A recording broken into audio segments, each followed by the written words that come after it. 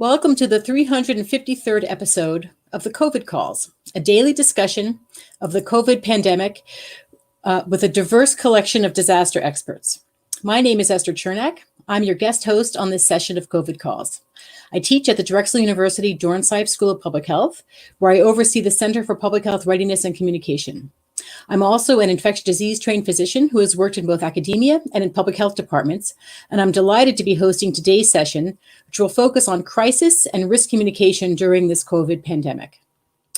Just a reminder, you can usually catch COVID Calls live on weekdays at 6 p.m. Eastern Time. Just go to the COVID Calls YouTube channel to watch. You can hear COVID Calls anytime, recorded as podcasts on Spotify, iTunes, Podbean, or anywhere you get podcasts. You can also keep up with COVID Calls via Twitter using the handle of US of Disaster or at COVID Calls. As of today, Wednesday, October 6, 2021, there are 4,822,838 deaths from COVID-19 globally, according to the Johns Hopkins University Coronavirus Resource Center, and 707,079 deaths in the United States, a number that now exceeds the estimated number of fatalities that occurred during the 1918 influenza pandemic. Dr. Knowles has customarily begun each session of COVID Calls by reading an obituary of a person who died of COVID-19 during this pandemic. I'll do the same today.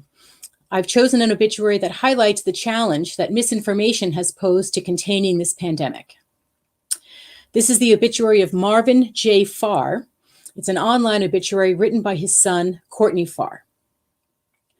Dr. Marvin James Farr, 81, of Scott City, Kansas, passed away on December 1st, 2020, in isolation at Park Lane Nursing Home.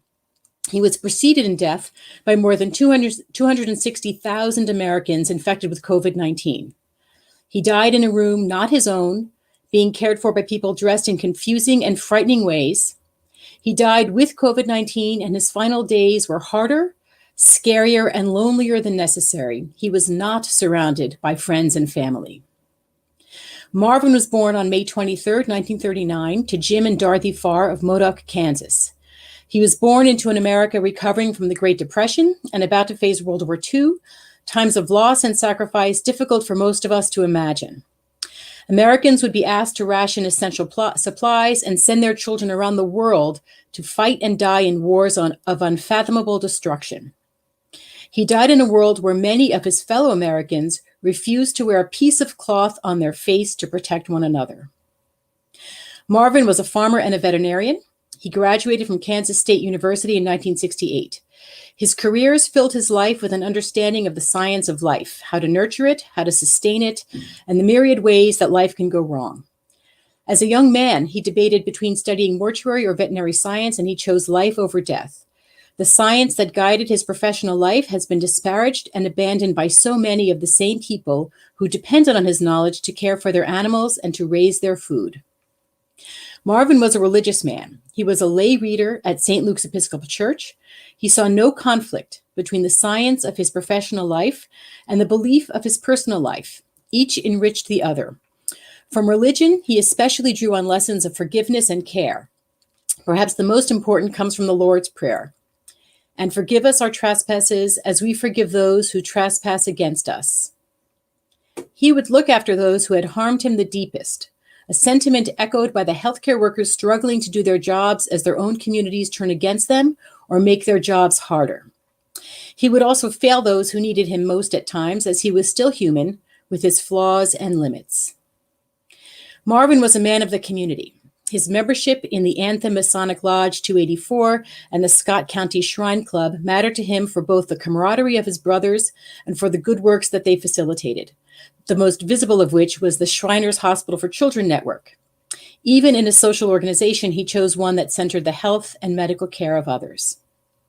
Marvin was a family man, both of blood and chosen family. He was preceded in death by his wife, Lottie Farr, son Justin Farr, brothers Everett Farr and Howard Farr, and parents.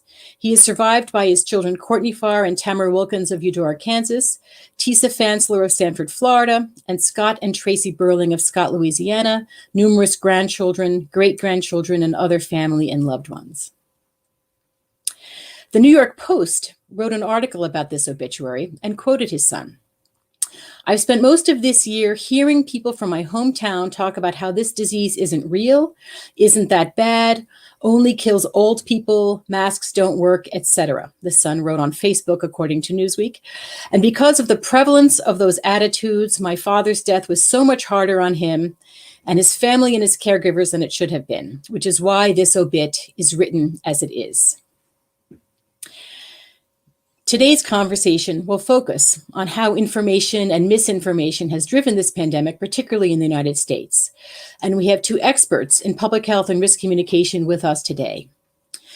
Dr. Vincent Cavello, director of the Center for Risk Communication, is one of the world's leading experts and practitioners on risk, high stress, and crisis communications. He's the author of more than 150 articles in scientific journals and the author-editor of more than 20 books on risk communication.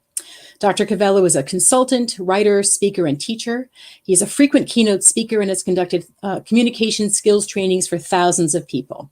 Dr. Cavello has served as a risk, high concern, and crisis communications advisor to numerous public and private sector organizations, including over 400 of the 500 Fortune 500 companies, and with over 200 government agencies, including the World Health Organization, the U.S. Department of Health and Human Services, U.S. EPA, U.S. Department of Defense, and the U.S. Centers for Disease Control and Prevention. His work has been applied nationally and globally to a wide range of topics, including radiologic incidents, disease outbreaks, industrial accidents, water contamination, air pollution, food safety, climate change, physician-patient communications, and organizational change. Most recently, he has worked with the 50 U.S. state health directors on their responses to questions from the media and the public on COVID-19. Our second guest is Mr. Tom Hipper.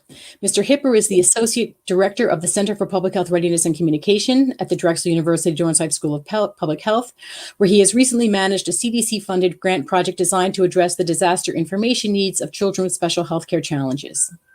Mr. Hipper has also directed several projects related to communications during public health emergencies, including overseeing the creation of a library of social media messages for use by emergency response and public health spokespersons in different hazard scenarios. Mr. Hipper is teaching faculty at Drexel University, where he also teaches crisis and risk communication, and is a fellow of the Center for Risk Communication in New York City, where he works closely on many risk communications with Dr. Vincent Cavello, who is the center's director. So thanks to both of you for joining COVID Calls this evening. I know this has been a busy time for you.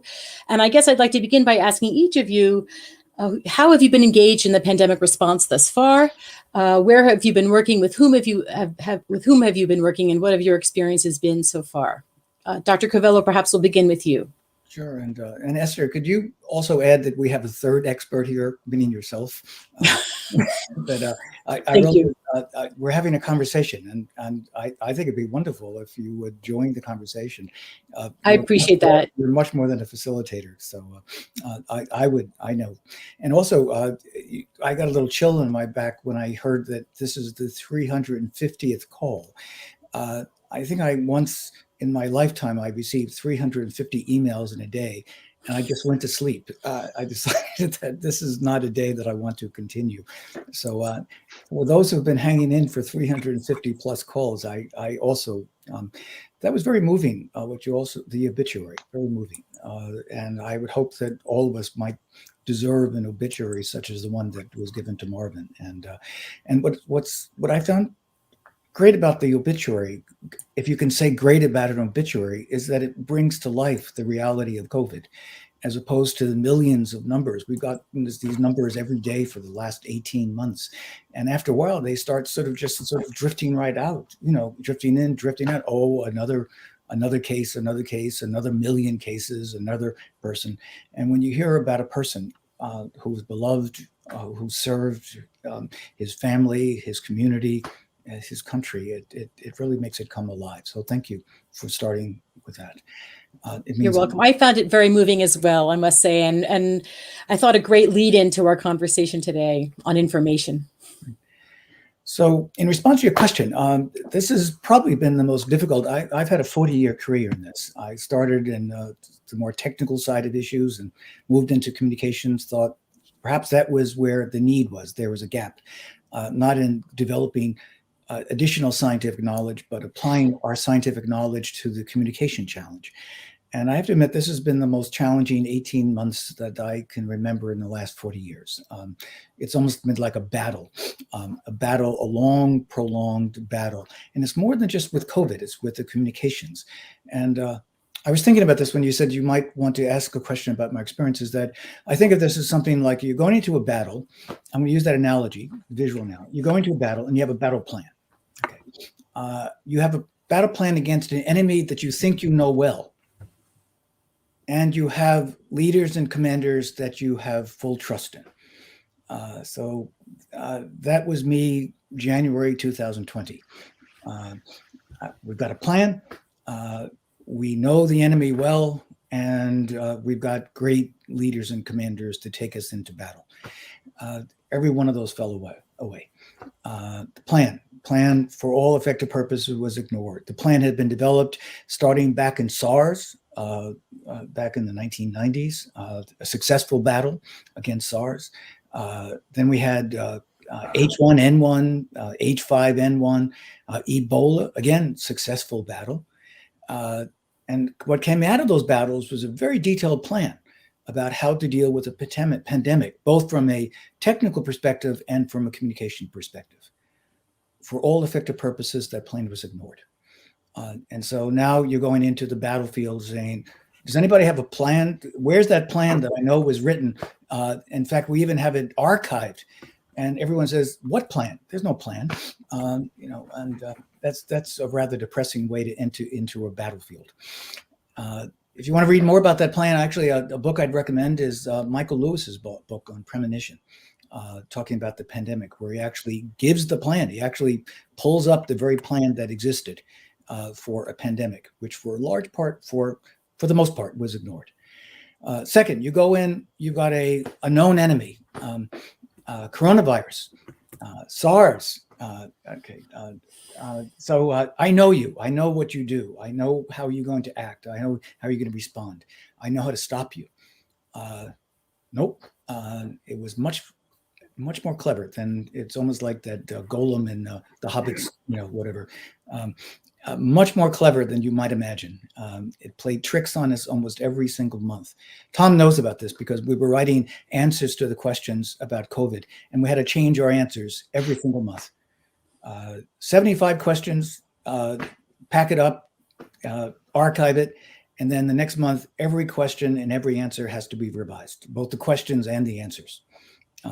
It was a sneaky little guy who kept sneaking away from us, and then we'd have to try to draw it back in.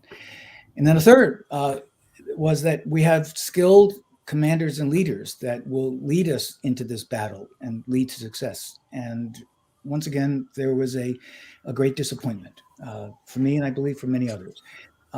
We have nearly 50 years now of evidence about how to communicate effectively in a risk or high stress or crisis situation. For the most part, ignored. As if that literature never existed. So now we're going out into battle without a plan, with a very sneaky enemy, much cleverer and intelligent than we ever imagined it to be. And number three is commanders who seem to ignore everything they either knew or should have known about how to communicate about such issues to the troops. You're hearing some frustration in my voice. It goes on for 18 months, and after a while, you start getting exhausted.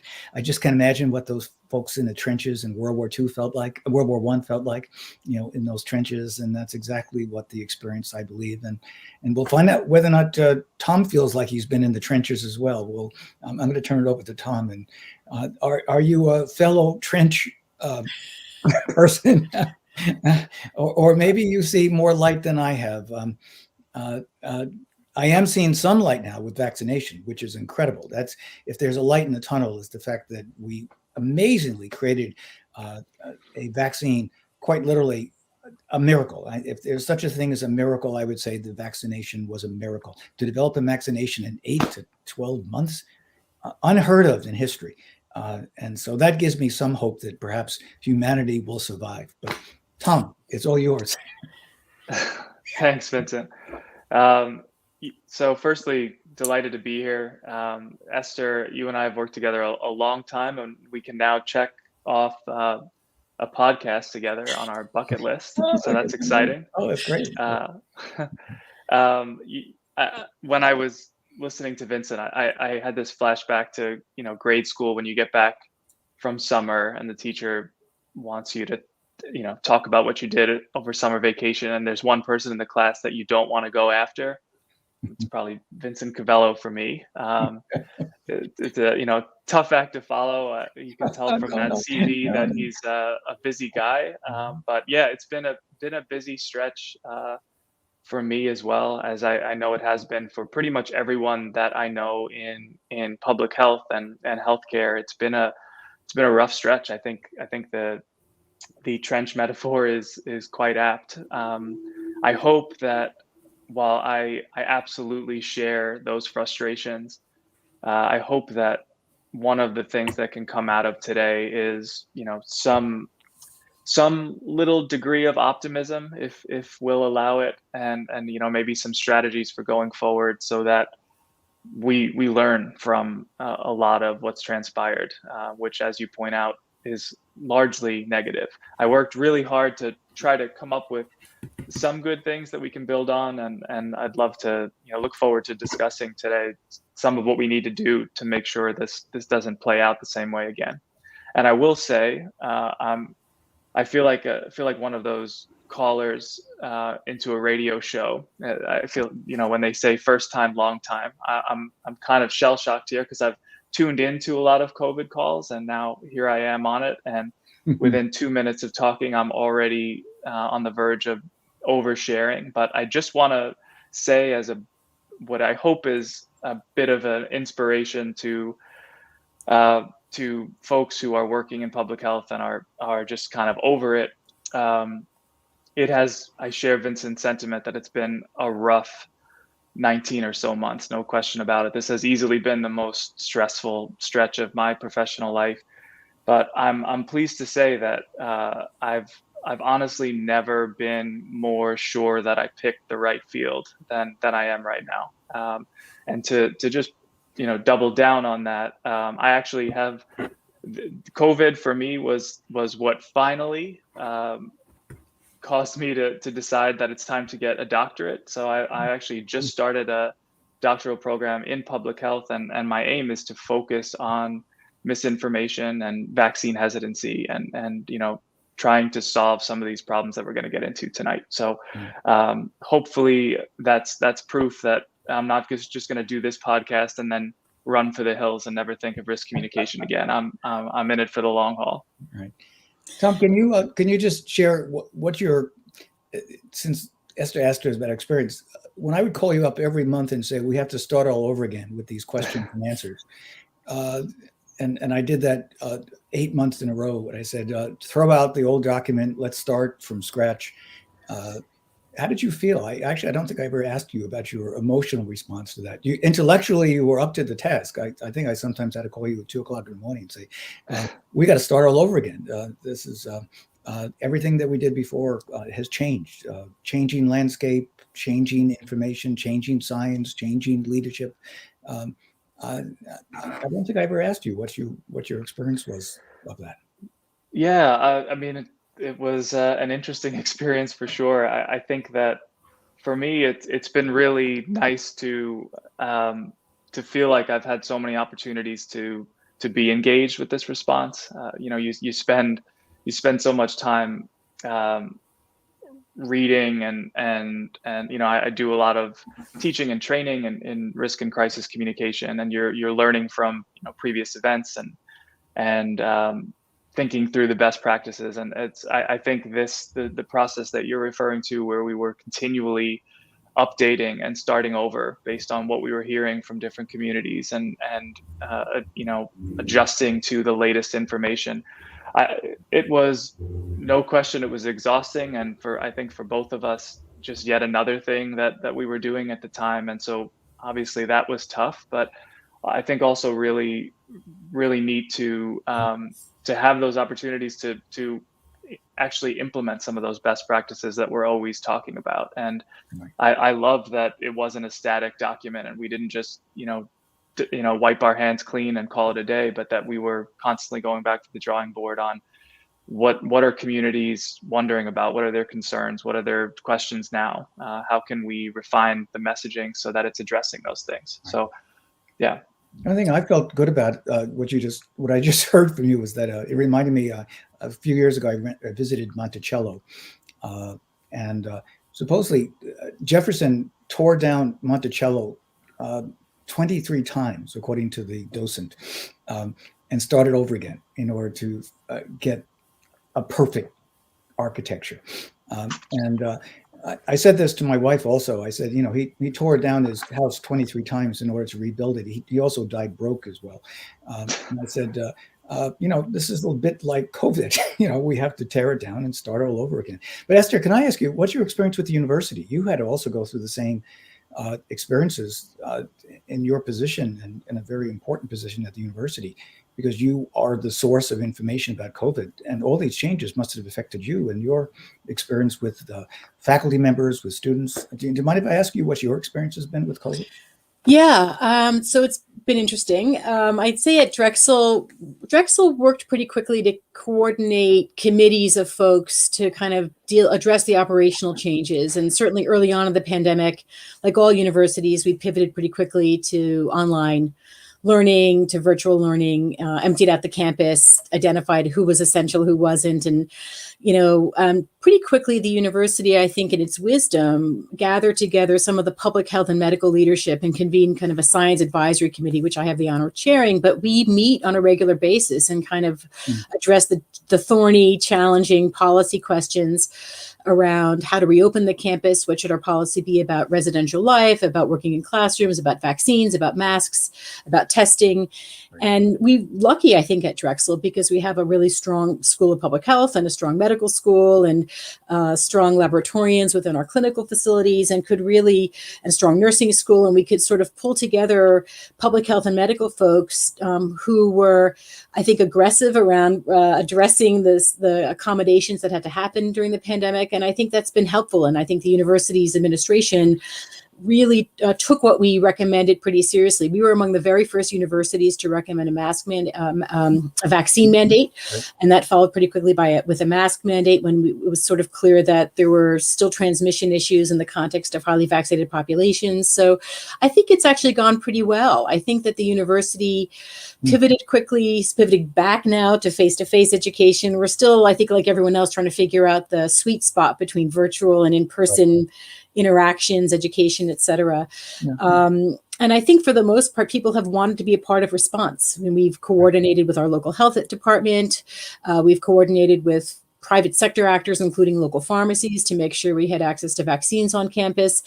Tom had a major role in helping us develop web-based content, particularly early on in the pandemic when we were hard pressed to know what to say. We figured out what to say to the community. And now we're dealing with our return to campus and the resumption of in-person learning, and dealing with some hesitancy on the part of students and faculty. But for the most part, I think students are thrilled to be back on campus. Faculty, I think, are seeing learning. I like to think that we've done this safely and that they're okay being back on campus safely. So I think it's actually gone pretty well. I think we had an incident command-based model in terms of pandemic coordinator, Dr. Marla Gold, who also happens to be an infectious disease physician. I think that has been helpful.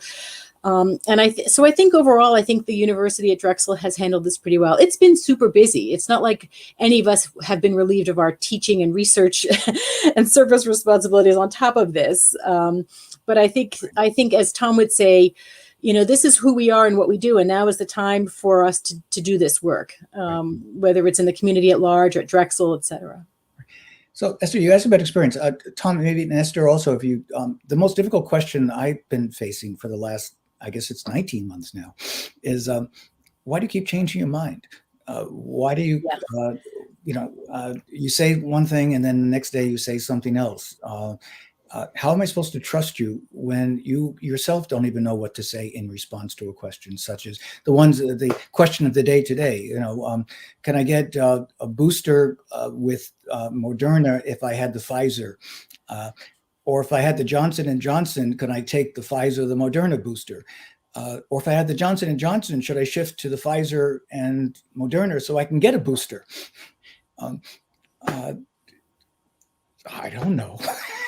So I would think, and I'd be curious to know what Tom thinks about this, that those are huge challenges. I think that within the microcosm of our university community, for the most part, we've been upfront and we've tried to be upfront and transparent about what we know and what we don't know. And we haven't had a lot of people questioning the various pivots that we might have had to make in terms of recommendations. I think the toughest one was probably when we said, come on back to campus, everybody's vaccinated, it's safe. Ooh, please wear a mask. Don't take it off. I think that was the hardest one. I know Tom has been on the Philadelphia Vaccine Advisory Committee and has had a little bit of a way to inform some of the more public communications. But how would you regard the challenges with shifting opinions and shifting recommendations? And Tom, can you also address the question when you respond to that question, like what should I do about a booster? We're waiting for the data to come in. Right. What? Yeah, and I think so much of COVID has been unique in many respects, whether it's, as Vincent alluded to, some of the very real and unique leadership challenges of our, the administration breaking every rule in the book at the outset, or you think about this infodemic environment that we're currently in, where we've just have unprecedented amounts of information that we're dealing with, both accurate and many times inaccurate information. And so there's obviously unique challenges to this. This isn't the first time that we've seen a novel pathogen that we're kind of understanding as we go. I would argue that this is a challenge that we face in most crises, where we don't have all the answers we want early on, and that's obviously a really difficult problem to have when people want certainty and they want answers. Right. But I think one of the things that I didn't see nearly enough of early on, and you could make the case that we are still not doing enough of this, is I think it just underscores how vital it is to be upfront about uncertainty at the outset of a crisis, and to really, you can't say that enough as you continue through that. This notion that we are changing our minds on the surface seems like a bad thing. I think you think about that for a second, and maybe you think, well, these people obviously don't know what they're doing, when in fact we should be framing this changing of our minds as a positive thing. That's how science works. That's how a dedicated public health workforce deals with a crisis. We learn as we go, and as soon as we learn new things, we give you the latest information. And I think framing this issue of uncertainty is a really, really important one. And I also think it's okay to say to people that it's frustrating that we keep changing guidance. We told you that was going to happen, and it did, and we get that that's frustrating. And just having a human element to that, I think verbalizing how frustrating that can be is also an important aspect of communicating in these uncertain times. But from my vantage point, that's a good thing. The fact that we were, just to go back to that message mapping example, the fact that we were starting from scratch so often meant we were basing things off of the latest questions and the latest information. And I think if you frame it that way, people realize, well, that's actually what I want. That's what I want from my experts. And I think sometimes we don't put that at the forefront, and it hurts us, because without saying that, it can look like we're all over the place. Yeah. When you were talking, Tom, it reminded me I said that you would think that after many battles that we're ready to do battle with COVID. And it reminded me of the director of CDC during the pandemic influenza. That was Dr. Richard Besser. And when you were talking, it reminded me that how he started the conversation with America. First thing he did was communicated his humanity, his listening. We hear you. You're upset. You're scared. We're concerned as well. And you heard that refrain. That people want to know that you care before they care what you know. And the first thing he said, he's now the head of the Robert Wood Johnson Foundation, and he also was a lead spokesperson for a major network. And he followed that with a statement about uncertainty. I was looking at that film of his first press conference, and he said, "What we say to you today may change tomorrow." that was a shock, I think, for most people who were listening. What we say to you today about the pandemic may change tomorrow. He was perfectly transparent about the fact that that the information that science is a moving is a movement. It's a process, not a finality. And he created that as the sort of like tilling the soil. He created his humanity, his empathy, his caring, his listening. He created expectations related to facts at the very beginning.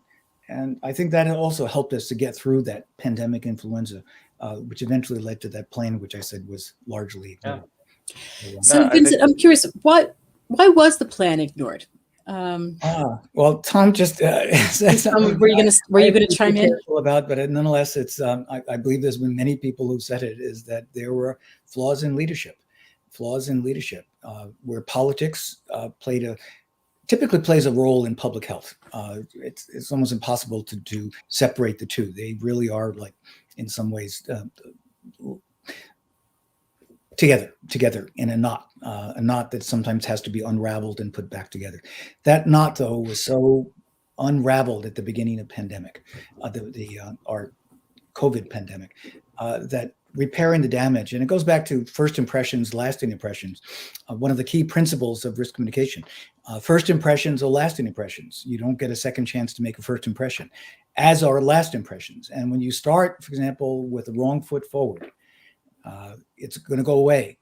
It's going to go away like the cold, where there was a lack of attention to it. Recognizing, I think there's something called hubris involved here. We beat you past coronavirus. We beat you in SARS. We beat you in H1N1. We're going to beat you again. There's nothing very special. We're practiced veterans at dealing with this type of stuff, as opposed to trying to learn from the past and apply it to the future. Those mistakes, I believe, just started us on a downhill slide that was very difficult to recover from. I completely agree. I mean, I think the Dr. Besser example at the outset of H1N1 is exactly the kind of thing that I'm talking about, and it makes it all the more frustrating, because I think you could point to Zika a few years back as well as another example where I think the tone from CDC was very clear that we know you have a lot of questions that we don't yet have answers to, and Right. We're working on that behind the scenes, and that means things are going to change. And so it in some ways, as a risk communicator, it made following how we handled COVID even more difficult to watch transpire, because you saw in the very early stages of this, you saw folks at CDC trying to do some of these things and trying to set that tone and trying to play by the rule book we keep going back to. And then you watched it get squashed or undermined or directly contradicted. And right. So, we know how to do these things. They're difficult to do, but we have a rule book that is based on, learning the hard way, how to do these things, how not to do them. And we largely threw that out. And I think the first phase of the mistakes from COVID, without question, stem from leadership throwing the book away. Yeah. The notion that when I'm just thinking back at I'm trying to go back to January, February 2020, and you also pointed to it's one thing to be uncertain in science, another to have contradictory statements made by equally prominent scientists, or ones for which it's difficult for the public to determine who should I trust. This person has great credentials. They have all these letters after their name. This person has all these letters after their name, and they're saying different things about, for example, wearing a mask. And that relates to the other change, which also, Esther, when you asked me about the experience, is that we're working against a very changed landscape. If I use the battle analogy, you're going into battle, but also the battlefield has changed. And that also makes it more difficult. The battlefield, number one, is the loss of trust in authorities, which was expanded exponentially at the very beginning of COVID. Loss of trust in authorities and experts. How do you operate when there's a fundamental hemorrhaging of trust in authorities and experts? The second is where people go for information. That's a changed landscape. When we dealt with SARS and Ebola and Zika, et cetera, most people, for example, went to CDC for the information about Zika, and should I wear insect repellent, and should I get screens for my windows, etc. Which insects repellent? CDC was in fact a source of information, and it became the source, not just a source, the source of information, with very few contradictions, except for some very what were perceived as extreme views. And then we have this changed landscape with COVID, which is social media sites had equal amount, in fact, sometimes dominated the discussion about COVID throughout the last 19 months. And the third change is the one that is a little more insidious. So we have the change in landscape in terms of, number one, loss of trust. Number two is the change in landscape caused by where people get information. And what you pointed at is misinformation. That changed landscape. Never in my career have I seen misinformation carry the day so much in terms of people's decision making. It's one thing if they go other places, but they'll say those places are not credible, not trustworthy. But for example, very early in COVID, for example, I had someone who was doing some carpentry work at my house, and he said, "Vincent, I know you know a lot about COVID, so I just read that the best way to get rid of the virus is to put a hairdryer up my nose, turn it on high, and it'll kill all the germs. What do you think?" I was in a state of shock.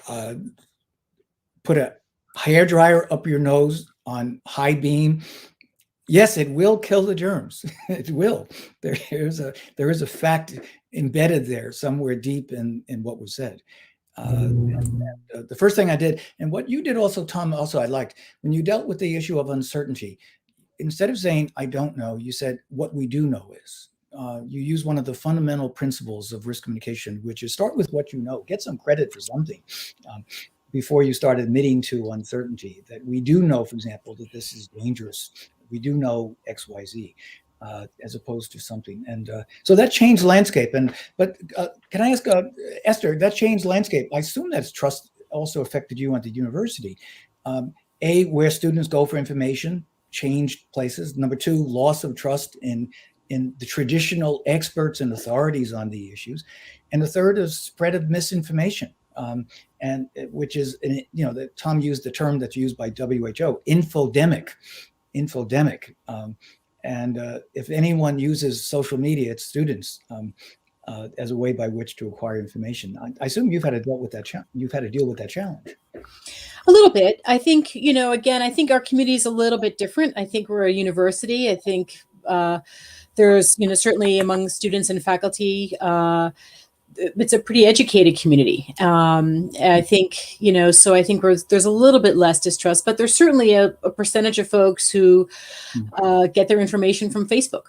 And, and so, we talk about Facebook. This is the week to talk about Facebook and the increased scrutiny that on Facebook now as a communications tool. Is there a way for risk communicators to cope with this flooding of social media platforms with misinformation? Have we transcended the be first, be right, be credible? Is it too hard to do that in the world where these channels are so voluminous and they're harnessed by Peter Hotez talks about anti-science aggression in the U.S. He's the pediatric infectious disease physician who's the dean at Baylor. He's written eloquently about this anti-science aggression, both politically motivated, well-funded, and social media amplifies that aggression. Is there a way to apply the old-fashioned principles to this new landscape? Right. So, Esther, for those who were not, it's wonderful that you remembered those three messages from the. It's my years of working with Tom. Be first, be right, and just to remind everyone, the third message. Yeah, right? Be credible. Be credible, right? And I love it, the fact that it's three messages. It's short, clear. And I would argue that's the beginning of responding to misinformation, is that we keep what we want to say initially clear, concise, easily understood, and then build up the complexity based on the nature of the audience we have. And if there's anyone who's an expert on social media, it's Tom, by the way. Tom, I've attended Tom's lectures on social media, and I took voluminous notes on what Tom had to say. So, Tom, how do you deal with the challenge and the existing challenge of social media, particularly as a source of misinformation? Yeah. So how much longer do we have? We've got 3 hours. So I have lots of thoughts on this, but I guess the first thing I would say is I just going back to the principles you mentioned, Esther. I certainly don't see those as our solution to fundamentally solving this misinformation problem that we have.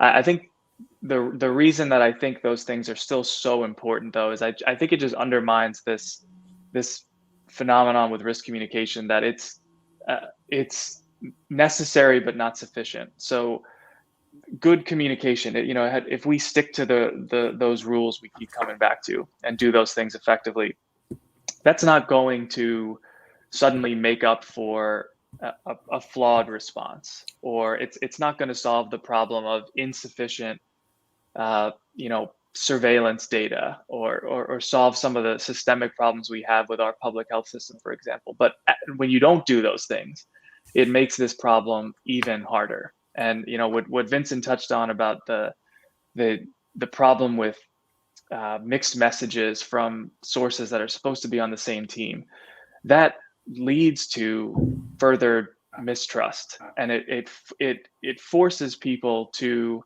or it encourages them rather, to go look elsewhere for their information. And you couple that with the sheer number of places you can go for information, and you have this sort of perfect storm that quickly gets out of control. So I don't think it's necessarily the solution, but I would argue we've seen firsthand the past 18 months that when you get away from those, it makes an already difficult job harder.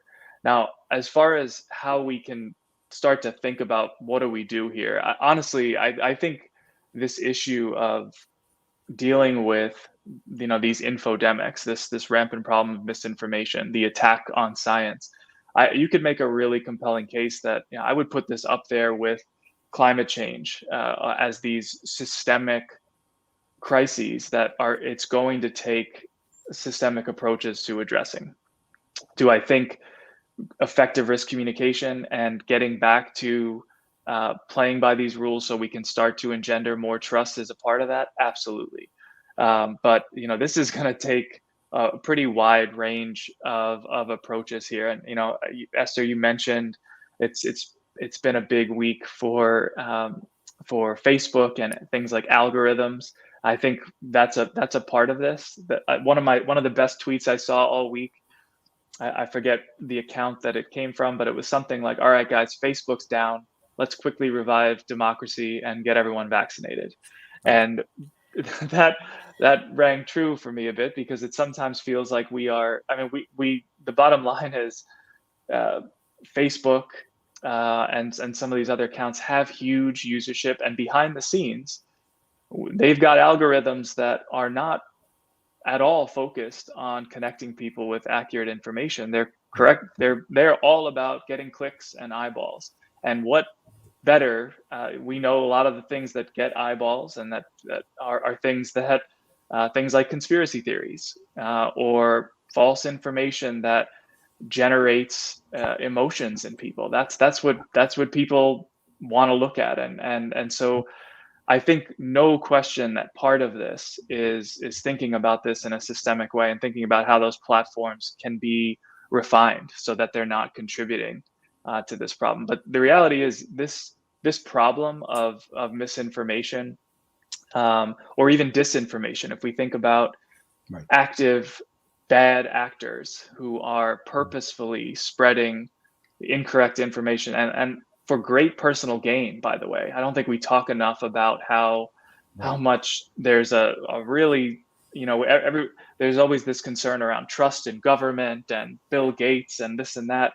We don't talk enough about the select few characters out there who are the source of such a high percentage of this disinformation, who are living, they are making very lucrative careers out of spreading this stuff. And so this movement of the spread of misinformation has kind of been boiling under the surface for quite some time. And I hope that one of the legacies of COVID. I hope it finally has implications for getting back to properly funding public health, number one. But I also hope this is our moment where we realize that this is a systemic problem that we need to start tackling in a systemic evidence-based way. And the good news is I think some of those efforts are currently underway. There's some really interesting work being done, but it's going to take lots of different approaches to tackle this. And if we don't, it's going to be more of the same going forward. We're going to have this every time. Every time there's this void, there's high concern and there's high levels of uncertainty. It's the perfect breeding ground for the spread of misinformation. Yeah. Tom, I love it that you brought up follow the money. I don't hear that often. And the old expression, there is a lot of money to be made by misinformation or even disinformation. I still remember an experience I had early in my career where I happened to be at a conference where there was another conference going on sponsored by the tobacco industry. And so I popped in and sat in the back row and I listened to their research on how to persuade people to smoke. And I was totally blown away. I said, why don't you publish this stuff? This is incredible. How to influence, how to build trust, how to influence people, how to influence not just their attitudes, but their behaviors. Why didn't you share this with the world? We could make a world difference. And the answer was money. There's a lot of money to be made in tobacco. If we can, number one, dominate the conversation, for example, through advertising, and now we have, for example, social media. If we can dominate, for example, people's attitudes and beliefs or raise questions about trust, and then we have all these tools of persuasion that were first identified by Aristotle 2,000 years ago, that are part of our rule book too, but not half as developed as they had. Good news. I do like to share good news. The research literature on how to, number one, build trust in a legitimate way. Number two, how to influence attitudes and how to influence behaviors has exponentially increased within the last 20 to 30 years. There's been a huge flood of interest in how do we communicate well in a high stress, high concern, high pressure environment. And that makes me feel good because there's quite literally, I think Tom, we shared this, I think there's nearly 8,000 articles and 2,000 books in scientific publications talking about how to build trust. These are the three goals. Why do we do this? Number one, we want to build trust, going back to be credible. We want to inform people so they have the knowledge to make a wise, informed decision. And we want to influence their attitudes and behaviors in the appropriate way. There's been a huge growth in that literature over the past 20 to 30 years. And I know you covered that in your course. You cover that literature, which is astounding that you could even cover 8,000 articles and 2,000 books in a semester. I left Columbia and Brown University some time ago, and I really would not like to teach what you teach, Tom. But how do we enlist then the big media outlets, the social media companies whose business model depends on the divisiveness and the polarization, the political polarization of our country, in the spirit of informing human behavior in ways that are positive and productive and life-saving. I mean, you listen to Fox News and it's just remarkable, some of the stuff that you can hear that is absolutely, it's all about how to get COVID and how to get sick. And I remember seeing interviews with people, who got COVID and who were not vaccinated, and their comments were, well, we didn't think we needed to get vaccinated. We're good conservatives. We're good, strong conservatives. So that decision about vaccine declination was tied to their political identity. And these big media outlets and platforms and even the social media companies, they benefit from that. Right. How do we address that? It's great to have the research. How do we use it?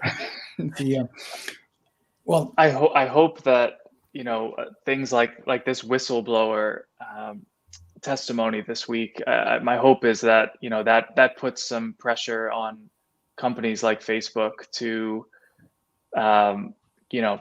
to sort of get on board with the fact that their algorithms are fundamentally creating great societal harm. So I think that's one pressure point. I think it's important too. I feel pretty strongly about the fact that we obviously have to there are these problems with the system, with these companies, and the way that media outlets cover these issues. I don't see incredibly easy solutions there. And I don't think that the solution is just like, all right, if we fix Facebook, we'll be okay.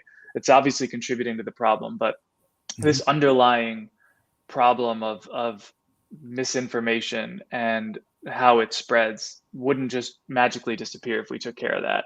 And I think some of the other things that I would like to see us doing is implementing more training really across the board, both for individuals. I mean, I think we could do a better job of teaching science literacy and media literacy in schools.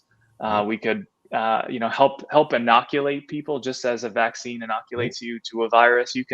We have great evidence that spending just a little bit of time helping people understand the various tactics that are used to hoodwink them, you can inoculate them against bad information. You can make them more savvy consumers. We've all had to adjust the last decade to a radically different information provision landscape, and we haven't caught up with how to help people use those responsibly, and we need to step up our game there. We need to help people understand that you need to stop and consider the source before you share. I'd also love to see more training of trusted sources so that they know how to engage with people and put good information out there. Where's our science communication training for physicians?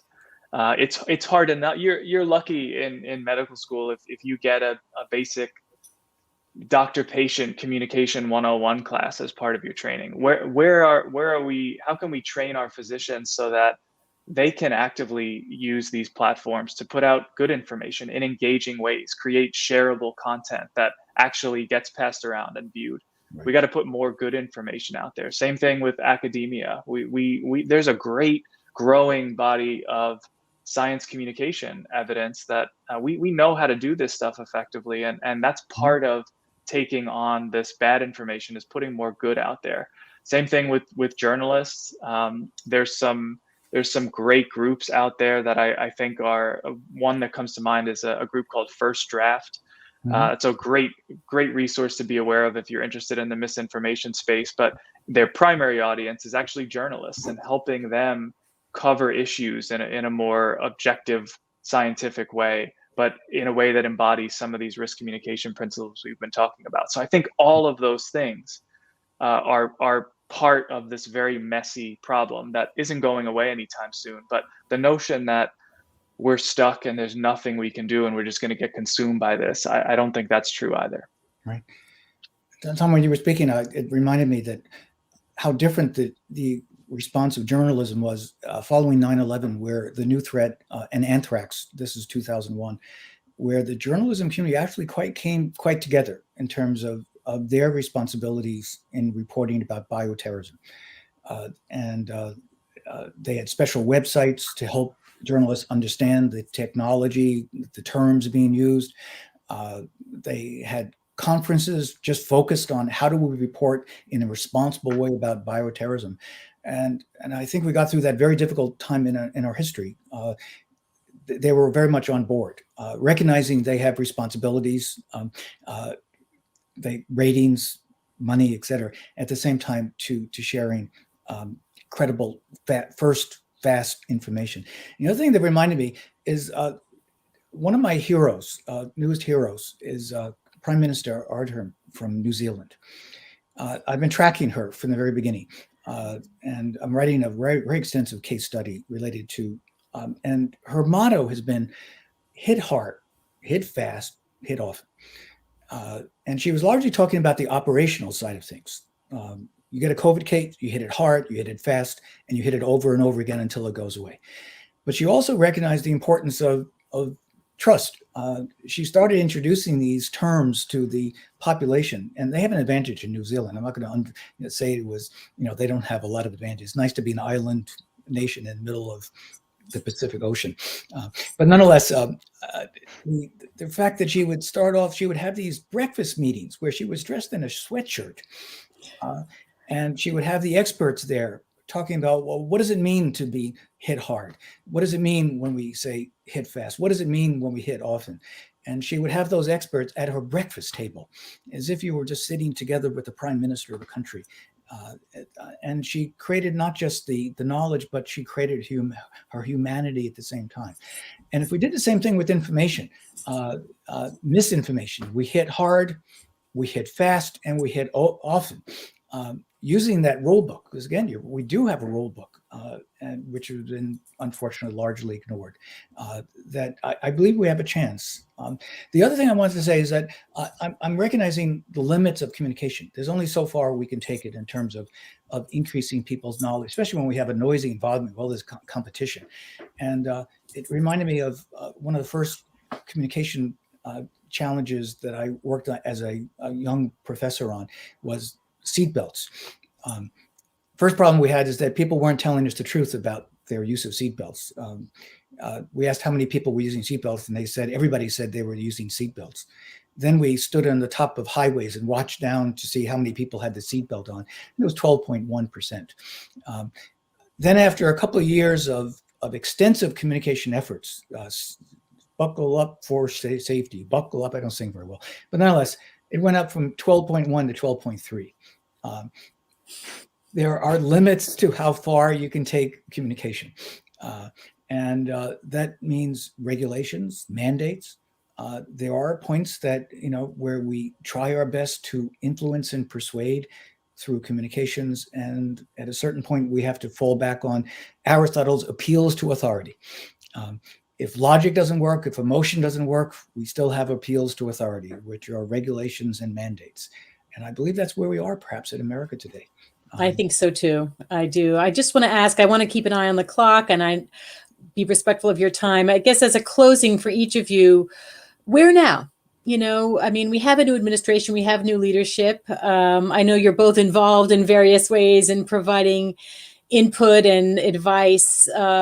What do you tell the folks in charge now with respect to strategies related to communications? How do we deal with that recalcitrant part of the population that won't get vaccinated? Maybe it's through mandates, but from a communication perspective, what should we be doing now? Is there a way to make up for the sins of the last 20 months? Is there a way to switch gears, or are we stuck with this chaos? Forgive us our trespasses, right? Right. I heard that beginning. I'll say something very quickly, and that is number one is I'll go back to that battlefield analogy. Number one is this is a major battle that we're fighting, and just because we succeeded in the past, so we have to hit fast, and hit often. I would also argue that we have to train our leaders. And leaders are not, I don't mean political leaders. I don't mean public health leaders. I meaning, for example, leaders, you're at a dinner table, you're a leader. You're when you're trying to influence people, for example, about vaccination. So we have to train our leadership, and don't think of leadership as, at the very top, but also we're each a leader in terms of how we influence others, our children, our families, our friends and family, that we all play that critical role. So I'll just stop there. Let's go to battle with the plan. Let's go to battle recognizing that we've got a tough enemy, and let's go to battle recognizing that we've got a toolbox that we should be followed. Thanks. Tom, do you want to share your final thoughts? So I guess my sort of call to action for the bigwigs is to, number one, I guess, fund public health properly. I'm my entire public health career, I think the basic takeaway from every conference I've attended is to do more with less every year. And I think we've seen, I think the latest example is this, the decision about and the communication around the booster doses and who should get them and what that decision's based on. And I think, among other things, one of my takeaways there is when you don't have a robust public health surveillance system that gives you the information and the data you need to make tough policy decisions, it's really hard to convey those decisions and justify them and explain them, which is the very things that build trust in the people who are listening to folks in public health. So I think I like it. that's one major thing. I want to end though with something that is more of a personal call to action, because again, not a systemic solution to any of this, but something that I've been struggling with personally, with friends and family that are still very hesitant about the vaccine. And so I've been spending a lot of time thinking about how to get through to folks who just are, very much opposed to this, or from an ideological standpoint, we just don't see eye to eye. And I want to preface all this by saying that I acknowledge that compassion fatigue is real. I know that everyone I know in public health and medicine who's never worked harder, never been more stressed. I've heard so many personal accounts of physicians that I know who are just so sick of caring for people who are ignoring this wonderful vaccine that we have. And I want to acknowledge how incredibly frustrating that is, and how incredibly unfair it is that it should still be on us who are following the rules and following the science to take a step back and empathize with folks who don't agree with us. But I can't, with all that being said, as unfair as that is, we have to keep having these conversations. We have to listen. We have to find some common grounds with folks and not lose that empathy. You can do that by finding common ground, like sharing in people's, even if we don't see eye to eye on much these days, we can talk about our frustration with all the uncertainty or the speed of the science, or how difficult it can feel to know where to go for more information. I heard this wonderful tip recently, where the suggestion was in terms of how to deal with someone who is really hesitant. Ask them on a scale of 0 to 10, where do you land on the getting vaccinated front?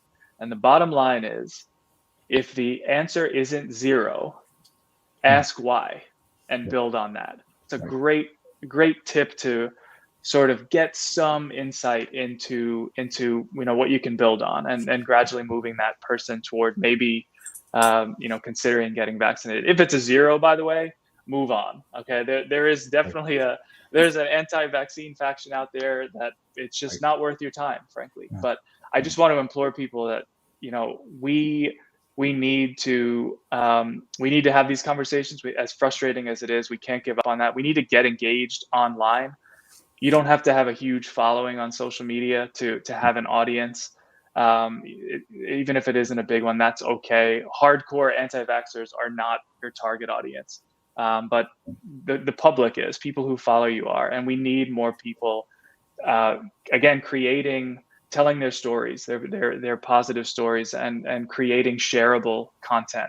And one group that's doing a wonderful job with this. This is actually it's a group you can check out if you're interested in this space. It's also a hashtag. It's Science Up First. It's led by a guy by the name of Timothy Caulfield. He's a leader in this misinformation space, but this group is actively taking on this very problem we've been talking about, and they're developing lots of great shareable resources and good best practices for how we can contribute in our own small way to trying to solve this problem. So I wanted to leave on an actionable note, so that I feel like if you're not careful, these conversations, especially in the communication space, can feel very doom and gloomy. So hopefully that's a nice note to end on. Tom, I'm a recruit. Sign me up. Sign me up. Listening, understanding, caring, sharing. I like it. Will do. Good. Well, thanks to both of you for this really interesting and informative conversation. I would underscore Tom's comment about investing in public health. Maybe it's time to say do more with more. We could actually do more with more. But thanks to both of you, Dr. Covello, Tom Hipper, thank you so much. This was really a terrific conversation and a really important one. I'm sure that there'll be a part 2 in the future sometime soon. There's still much to discuss. Thank you. And thanks to Scott Knowles for letting me host for this session. It's been very enjoyable. I hope to come back. Give applause to Esther and Scott. Thank you so much for organizing. Yeah, thanks for having us. Good. Thanks for being here.